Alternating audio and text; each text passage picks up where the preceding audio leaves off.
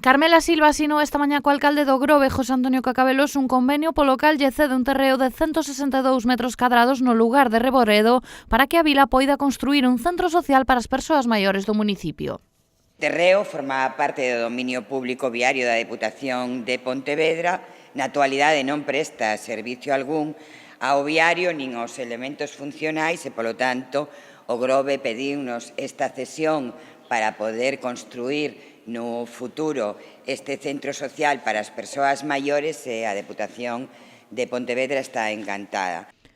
A cesión prodúcese despois de que o Pleno da Deputación de Pontevedra do pasado 30 de novembro aprobara inicialmente a desafección do Servizo Público do Terreo e a cesión gratuita ao Concello do Grove para destinar á construción do centro social. O acto de sinatura chega unha vez rematado o prazo de exposición pública que finalizou sen alegacións nin reclamacións.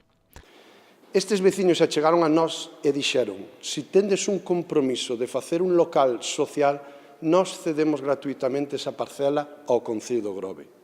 Esa parcela, ademais, estaba afectada por estes metros cuadrados de ocupación que no seu día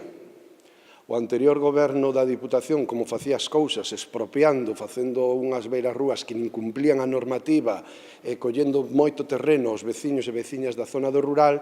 pois colleron demais, fixeron unha obra e hoxe